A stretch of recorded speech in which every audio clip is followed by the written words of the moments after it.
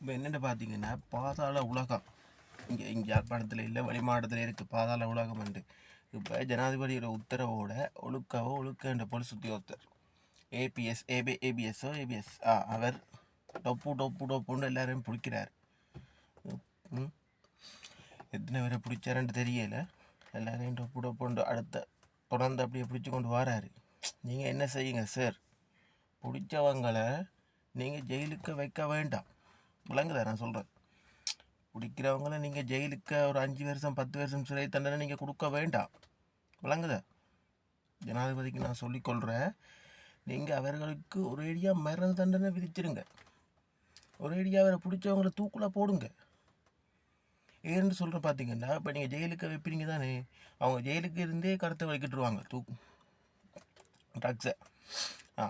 பார்த்தீங்கன்னா நீங்கள் இப்போ 5 வருஷம் இருப்பீங்கன்னு வையுங்க. 5 வருஷம் பதவியில் இருப்பீங்க. அடுத்து யார் வர போகிறேன்னு தெரியாது. நீங்கள் இப்போ 5 வருஷம் அடுத்து அவங்களோட ஆக்களாக இருந்தாலும் இருக்கும். பதவிக்கு வேறு ஆக்கள் அவங்களோட கனெக்டில் இருக்கிற ஆக்களாக கூட இருக்கலாம். அதனால் அவங்க ஈஸியாக அவங்களோட நீங்கள் போய் அடுத்தவங்க ஜனாதிபதியாக வந்தால் அவங்க வழியில் வந்துடுவாங்க. இல்லைங்க, அதனால் நான் என்ன சொல்கிறேன்னு பார்த்தீங்கன்னா, இப்போ பிடிக்கிறவங்க நீங்கள் பிடிக்கிற ஆக்கள் இருக்கல்லோ, இப்போ கடைசியாக பிடிச்சிங்க யார் பொம்பளை ஒரு என்ன பேர் இருக்குது, செல்வந்தி எல்லோரையும் பிடிச்சாக்கள் எல்லாரும் நீங்கள் தூக்கில் போடுங்க. மரண தண்டனை கொடுங்க. அப்போ தான் இந்த நாடு போதையற்ற ஒரு நாடாக வரும். நீங்கள் ஜெயிலுக்கு போட்டு அவங்க திரும்ப வழியில் வந்து திரும்ப தான் செய்ய போகிறாங்க. நீங்கள் ஒருத்தர் 2 பேருக்கு மரண கொடுத்தீங்கண்டா மிச்சர் எல்லாரும் பயப்பட வலிக்கிட்டுருவாங்க. போதைப் பொருளை தொடவே பயப்படுவாங்க. இதை விற்றவங்களுக்கு என்ன நடக்குமென்று அவங்களுக்கு தெரியும். அப்போ அதை தொட மாட்டாங்க.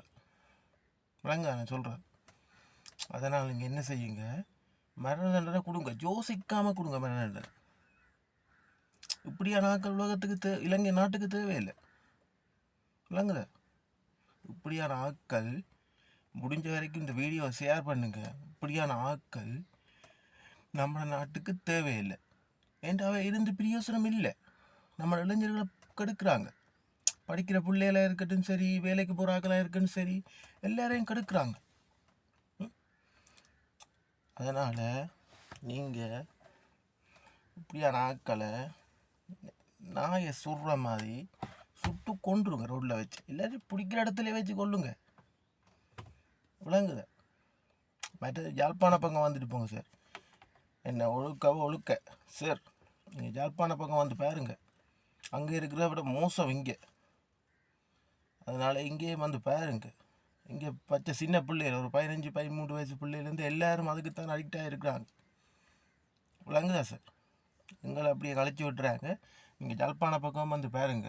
எத்தனையோ பேருடைய படிப்பு, எத்தனையோ பேருடைய பிள்ளை. அண்டையை கூட யாரோ எங்கேயோ நல்லூர் அடியில் எங்கேயோ ஏதோ என்றாங்கன்ட்டு பெற்றோர் பிள்ளைகள பேரண்ட்ஸ் போய் எங்கேயோ கம்ப்ளைண்ட் பண்ணி கொண்டு இருக்குது. எங்களை இப்படி போதைப்பொருள் எங்களோட பிள்ளைகளை இப்போ போதைப்பொருள் விற்க சொல்கிறாங்கன்ட்டு பேரண்ட்ஸ் போய் கம்ப்ளைண்ட் பண்ணுது எங்கேயோ. அதனால் நீங்கள் அங்கே மட்டும் பார்க்காம யாழ்ப்பாணத்துக்குன்ற ஒரு அதிகாரியை நியமித்து, இப்போ ஒழுக்கண்டு அங்கே நியமித்த மாதிரி யாழ்ப்பாணத்துக்குன்ற ஒரு அதிகாரியை நியமித்து இங்கேயும் ஒரு பாருங்க. பார்த்திங்கன்னா இந்த ஒட்டுமொத்த நாடும் போதையற்ற ஒரு நாடாக வரும். நீங்கள் பார்க்குற மட்டும் முக்கியம் இல்லை. அப்படி சந்தேகம் வந்து என்றவர் போதைப்பொருளாம் கடத்துறாரு, போதைப்பொருள் கடத்துறாரு சந்தேகம் வந்து என்றால் கடுங்கால சில தண்டனை போடுங்க.